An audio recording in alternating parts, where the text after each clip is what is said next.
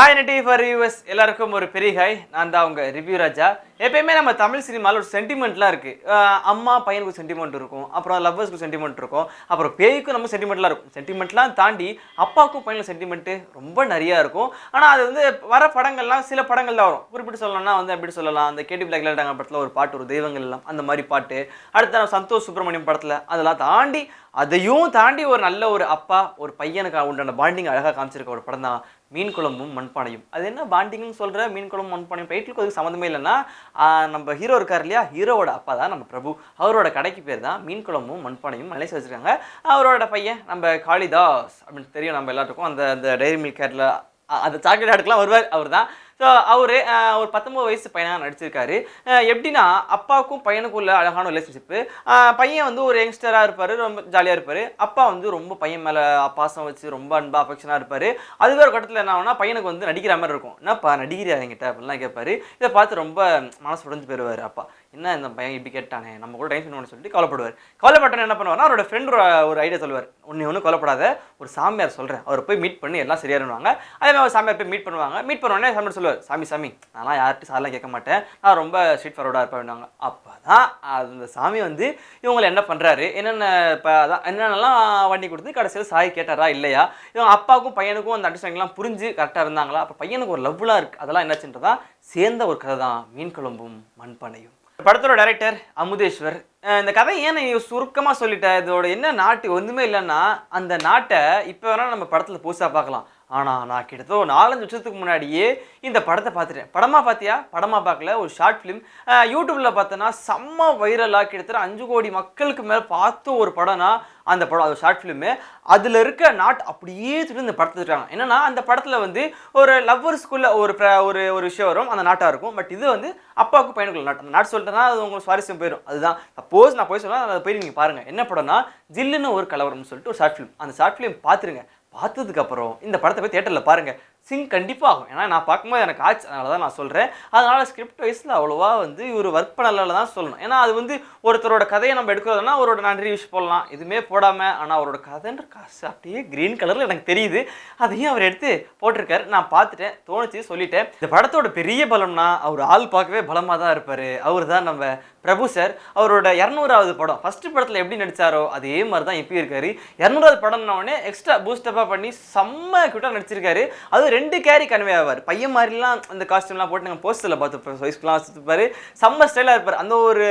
அந்த ஒரு கேரக்டர் ஆகட்டும், இன்னொரு அப்பா இருக்கிறதாகட்டும், ரெண்டுமே ரொம்ப சூப்பராக ரொம்ப கேஷுவலாக பண்ணியிருக்காரு.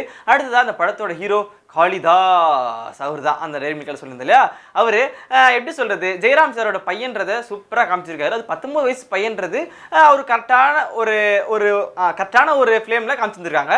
அவரோட ஃபஸ்ட்டு படம் பார்த்தோம்னா அந்த நடுவில் கொஞ்சம் பக்கத்துக்கான ஒரு படம் வந்துச்சு. அந்த படத்தோட டைரக்டரோட அவரோட 2வது படத்தில் ஃபஸ்ட்டு நடித்தார். அவரோட டீசர்லாம் ரிலீஸ் ஆயிடுச்சு. ஆனால் அந்த படம் கொஞ்சம் லேட் ஆனதுனால இந்த படம் ரிலீஸ் ஆயிடுச்சு. இந்த படத்தில் நடிச்சிட்டாரு, நம்ம பார்த்தோம், ஓகேவா இருந்துச்சு. அதுக்கு அடுத்த படங்கள்லாம் வரும் இல்லையா, அதுக்கப்புறம் தான் என்ன பண்ணோம்னா நம்ம அந்த ப்ளஸ் மைனஸ்லாம் அவரை பற்றி யோசிக்கணும். அடுத்து இந்த படத்தோட ஹீரோயின், இனிமேல் இப்படி தான் ஒரு படம் வந்துச்சு தெரியும்ல, அந்த படத்தோட ஹீரோயின்னா அதில் பார்க்க ரொம்ப கலராக செம்ம அழகாக இருப்பாங்க. பட் இந்த படத்தில் அவங்களாம் நீங்கள் பார்க்க வேறு மாதிரி அப்படியே டோட்டலாக இருக்கீங்களே. ஏன்னா அவங்களோட ட்ரெஸ்ஸு ஓகே, அவங்களோட ஸ்கின் கலர் ஆகட்டும், காமிக்கிற விதமாகட்டும் அப்படியே டல்லாக இருக்காங்க. அதில் பார்த்தா வெளியேன்னு இருப்பாங்க, இதில் பார்த்தா அப்படியே டல்லாகிறாங்க. இது அவங்க மிஸ்டேக்கா இல்லை வேறு எதுவும் மிஸ்டேக்கான்னு தெரியல. ஏன்னா படம் பார்க்கும்போது எனக்கு மட்டும் இல்லை நிறையா பேர் தோணுச்சு, எனக்கும் தோணிடுச்சு. அடுத்ததாக ஒரு பெரிய ஒரு படம் செகண்ட் ஹாஃப்லாம் நம்ம MS பாஸ்கர் சார் வரார். அவரோட காமெடிக்கெலாம் அளவே இருக்காது, சும்மா கவுண்ட்ரு அச்சு போட்டு போயினே இருக்கிறாரு. அவர் கூட கமெண்ட் பண்ணுறது சார் கவுண்டில் விடுவது யாருன்னா நம்ம தளபதி தினேஷ். அவர் நம்ம நிறைய படத்தில் பார்த்துருப்போம். அது முக்கியமாக இந்த படத்தில் 2 பேரும் போட்டி போட்டு குத்துனே தான் கவுண்ட்ரு. அதையும் தூக்கி சாப்பிட்றாங்க. யாருன்னா அப்பாவும் பையன் தான். இந்த ஹீரோ அதான் நம்ம 2 பேரும் ஹீரோ தானே 2 பேரும். ஸோ இந்த 4 பேர் மட்டும் இல்லை, வர டீம் எல்லாமே அப்படி ஓவராக பஞ்சாக ஒரு ஃபேண்டஸியான ஒரு மூவியை காமெடியாக ஊற்றுறாங்க.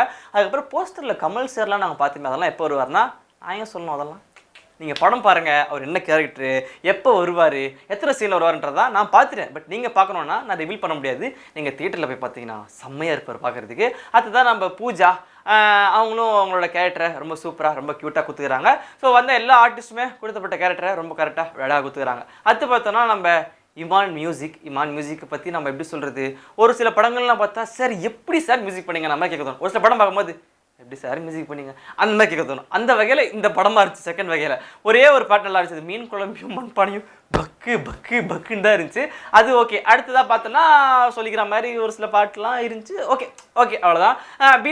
பிஜிஎம் பார்த்தோன்னா அந்த பின்னாடி ஒரு மியூசிக்லாம் அந்த ஸ்டார்டிங்கில் பார்க்கும்போது கும்கி படத்தெல்லாம் காமிச்சிருந்துருப்பாங்க. அந்த மியூசிக்லாம் அது அப்படி மெல்ல செகண்ட்ஸ் எப்படி இருக்கும் அந்த லெவலுக்கு அப்படியே இருந்துச்சு. அவரோட இதுக்கு ஓகே. ஆனால் அவரோட ஸ்டைல் எப்படின்னா ஒரு சில படங்களுக்கு பார்த்தா செம்ம அழகாக அந்த சென்டிமெண்ட்டான டியூன்லாம் சூப்பராக போட்டிருப்பாரு. ஒரு சில படங்களை பார்க்கும்போது லைட்டாக கொஞ்சம் குறைஞ்சிரும். பட் இந்த படத்தில் கொஞ்சம் குறைஞ்சிருந்துச்சு சார், கொஞ்சம் நீங்கள் எக்ஸ்ட்ரா பண்ணியிருந்துடலாம் சார். ஏன்னா நாங்களாம் எவ்வளோ எதிர்பார்த்தோம்.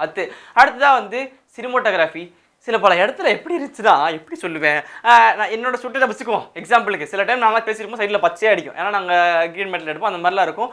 அதே மாதிரி படத்தில் கூட நான் சில சீன்லாம் பார்த்தேன். ஏதோ ஸ்டூடியோவில் வச்சு நாங்கள் சின்னதாக பண்ணுறோம். ஓகே, அவ்வளோ பெரிய படத்தில் சில டைமில் நிறைய இடத்துல பார்த்தா அந்த மாதிரி சைடில் ஷார்ட் தெரியுது.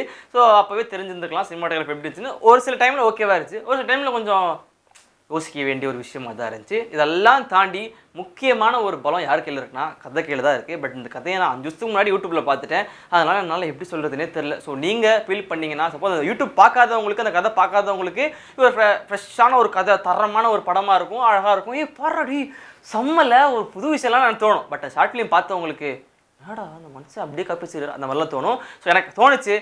திரும்பியும் சொல்கிறேன், ஜில்லுன்னு ஒரு கலவரம் சொல்லிட்டு நான் ஃபஸ்ட்டு சொல்லியிருந்தேன். அந்த படத்தை போய் நீங்கள் யூடியூப்பில் பார்த்தீங்கன்னா தெரிஞ்சிருக்கும், அதோட வியூஸ்லேயும் தெரிஞ்சிருக்கும் என்ன லெவலுக்கு அந்த படம் இருக்குன்னு சொல்லிட்டு. அந்த படம் பார்த்ததுக்கப்புறம் திரும்பி அந்த படமே பாருங்கள், நான் சொன்னது கரெக்டாக இல்லைன்றதையும் உங்களுக்கு தெரியும். இதெல்லாம் சொன்னனே கமலஹாசன் சார் சொல்ல மாட்டேன். ஆமாம், எல்லாத்தையும் தூக்கி சாப்பிட்டு போகிற மாதிரி சார் அப்படி கிளைமேக்ஸில் வருவார் பாருங்க, சொன்னால் உங்களுக்கு ரிவீல் ஆயிரும். எப்படின்னா இந்த நம்ம விஸ்வரூபம் பார்ட் 2க்கு ஒரு பெரிய லீடு கொடுத்துட்டு போயிருப்பாரு செம்ம ஸ்டைலாக வந்து.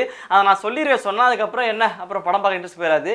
நீங்கள் போய் பாருங்கள், அப்போ தெரியும். ஸோ ஃபுல்லாக சொல்லணும்னா அந்த மாதிரி எடுக்கப்பட்ட கதையாக இருந்தாலும் நான் பார்க்கறதுக்கு ரொம்ப ஃப்ரெஷ்ஷாக இருந்துச்சு. அந்த கதை பார்க்காதவங்களுக்கும் ஃப்ரெஷ்ஷாக இருந்திருக்கும் அப்படின்ற ஒரு பெரிய நம்பிக்கை வந்துடும். அது ஷார்ட் ஃபிலிம் மனசில் இல்லாட்டி ஒரு ஃப்ரெஷ்ஷான கதை. ஸோ அந்த டீமுக்கு ஒரு பெரிய ஆல் தி பெஸ்ட் கொடுத்துட்டு இப்போ நான் என்ன பண்ண போகிறேன், கிளம்புறேன். எப்பயும் போல் தான் சப்ஸ்கிரைப் பண்ணிடுங்க, லைக் பண்ணிடுங்க. அதுக்கப்புறம் டிஸ்கிரிப்ஷன் ஒன்று கீழே ஒன்று இருக்கும், அதை கிளிக் பண்ணிங்கன்னா உள்ளே வந்து இந்த படத்தோட ஃபோட்டோஸு, அந்த கேலரி, அதோட லிங்க்லாம் நிறையா இருக்கும். ஸோ நீங்கள் பார்த்து ஜாலியாக என்ஜாய் பண்ணலாம் அப்படின்னு சொல்லிட்டு கீழே வந்து கமெண்ட் இருக்கும். கண்டிப்பாக படம் பார்க்குறவங்க, படம் பார்க்காதவங்க யாராக இருந்தாலும், சின்ன குழந்தைங்க, பெரியவங்க, கேர்ள்ஸ் அந்த மாதிரி யாராக இருந்தாலும் நீங்கள் கமெண்ட் பண்ணலாம். இப்போ நான் என்ன பண்ண போகிறேன்னா கிளம்பிக்க போகிறேன். பாய்.